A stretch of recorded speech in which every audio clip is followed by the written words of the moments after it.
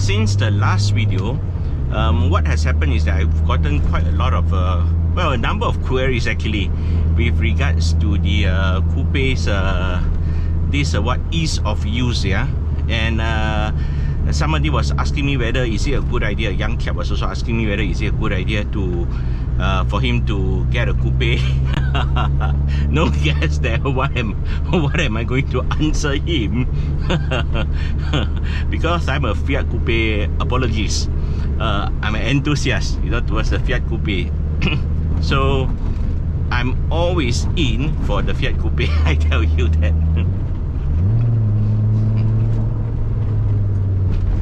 Normally, I'll put my GoPro over here, right? You can see that I actually have the DVR, the digital video recorder in the front and at the back, but I hardly use the footage from here.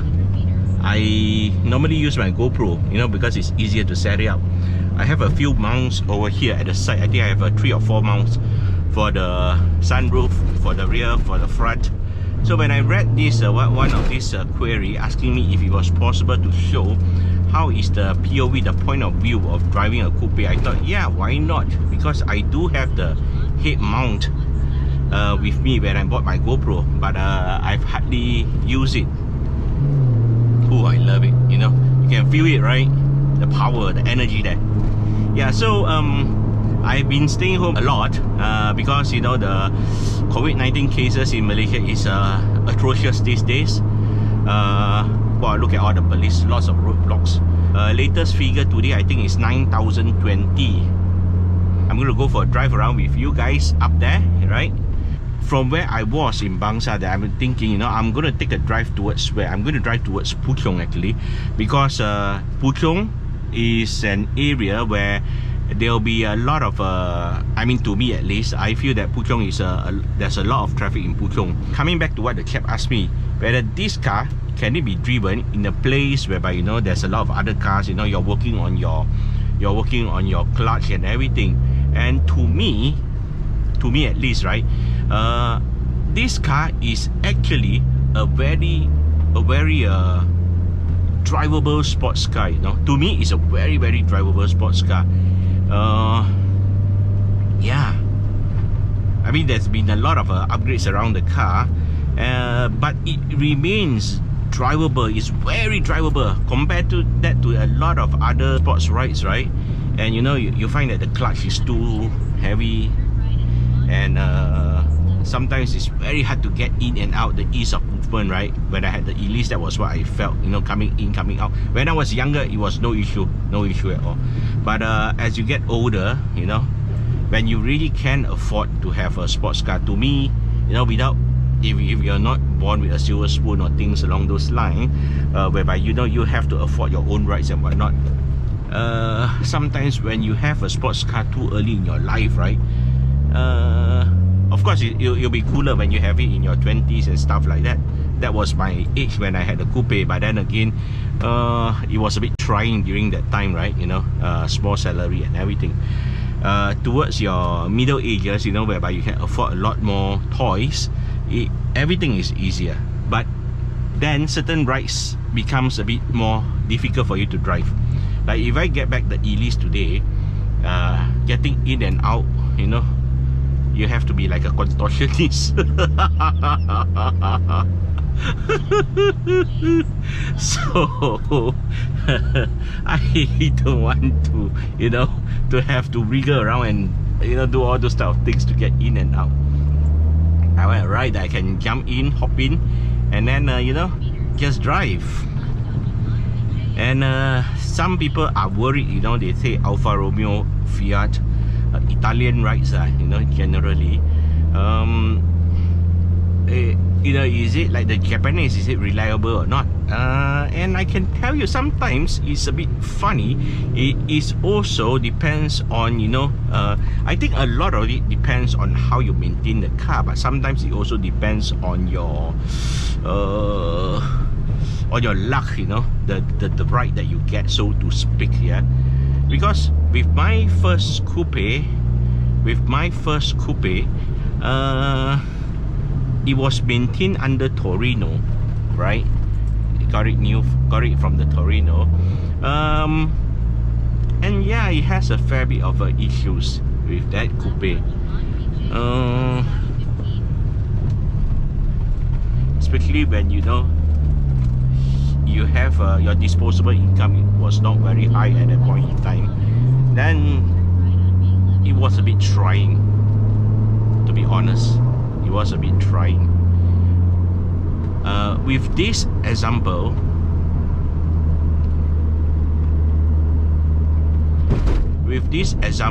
this is the Fiat Coupe 20W Turbo Plus, right? The last reiteration.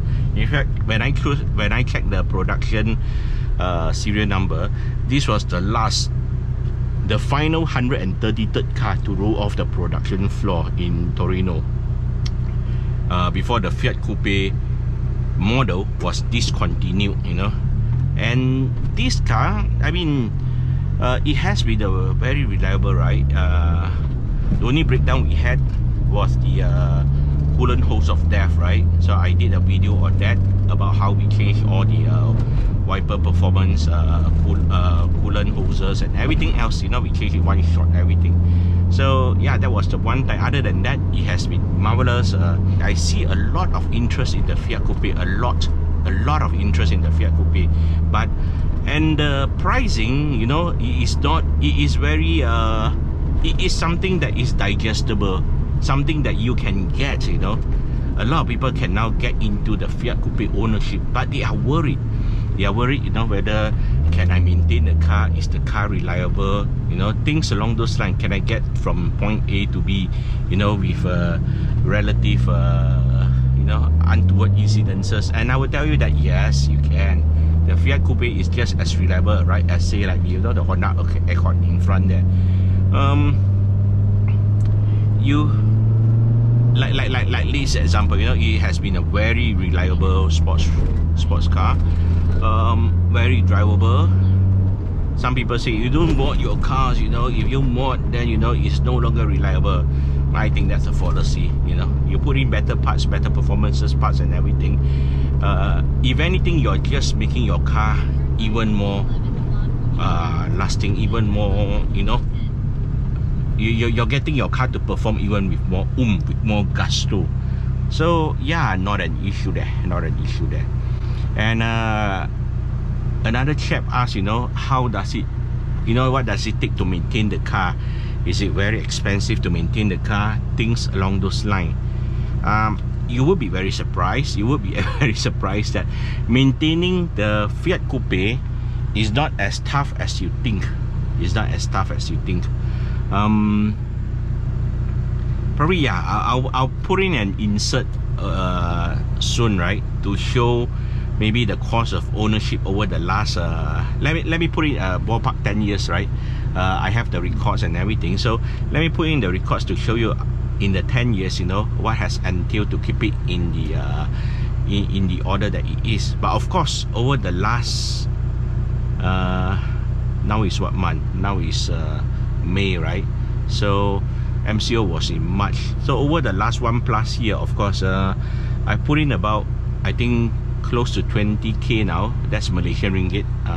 So that's about 5k USD, 4 + 5 like that, around there, for, you know, maintenance and replacement of parts, wear and tear and things like that. I'm a bit more OCD when it comes to maintenance of cars, in the sense that I prefer to change these things before they fail. I want the things to operate in its optimum condition.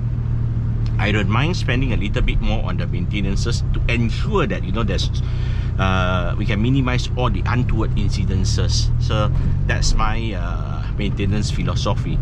This is actually a fairly easy car to maintain, and unlike the modern cars with a lot of electronics and what's not, these actually have not that much of an electronics. So to maintain this car is not tough, it's not very hard. Look at this road had just been paved out, and the job was very shoddy. You can see, full of bumps and everything. We are now running on the Corny Sports suspension. Okay, take a look at it. See, it's drivable. It's definitely drivable. Very bad road. Look at this. I normally go on this on the SUV and whatnot, you know. But look at it. It's very bad. But we are alright. We can go on it. No issue. It's very good. Oh, sudden bump. Oh, there's no color. They didn't highlight the bump.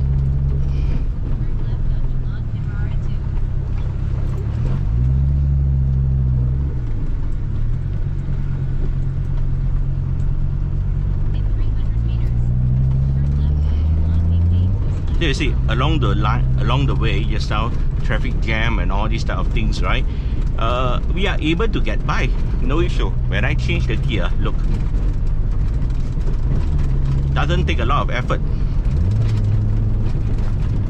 Doesn't take a lot of effort. Of course, you have to play with your gear. That's true. You have to play with your gear, right? I have the windows down, so I'm wearing a mask. I'm not sure whether would it mean that you know, you cannot hear as well. So you will have seen just now we went to Puchong, we went on the big roads, we went on all those small little residential roads, right, with all those bumps and everything. So yeah, you can see the car is definitely very drivable. And the evening jam is going to start soon. It's almost 7:30 now, 15 minutes to 7. So that you start to have a bit of a jam build up. Eh? Am I supposed to go in here? I am. Oh shit.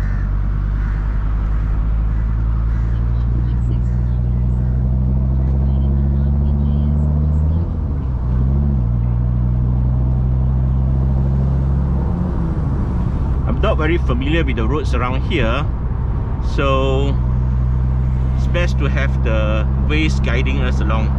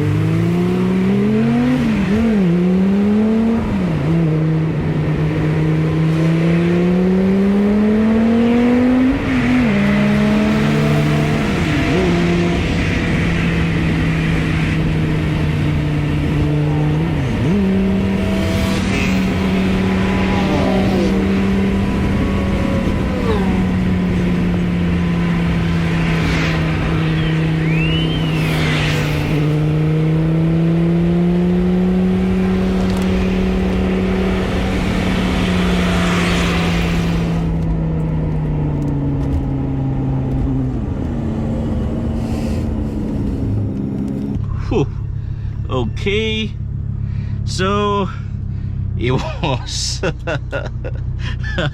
it was a bit dodgy, you know, that neighborhood just now that Waze took me in, right? With all those bikes, and you know, it was a little bit on the dodgy side. So I can tell you it's best to be cocooned back here. Oh, these are new areas to me.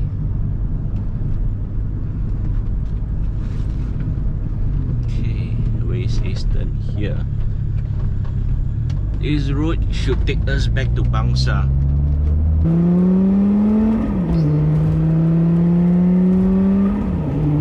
Yeah, as I mentioned, it's going to be like MCO1 1.0, right? That was sometime last year. So the coupe will be my daily ride then, because anyway, even if you have the Wheelfire or the SUV with you, you can't ferry a lot of people, you know. The government imposes that you can only have 2 packs in the car. Now maybe perhaps 3. I'm not sure, unless we have to wait for the latest decision. The SOPs keep on flipping to and fro. The Prime Minister says that it's fluid in accordance to the situation. So, yep, let's listen to the Prime Minister.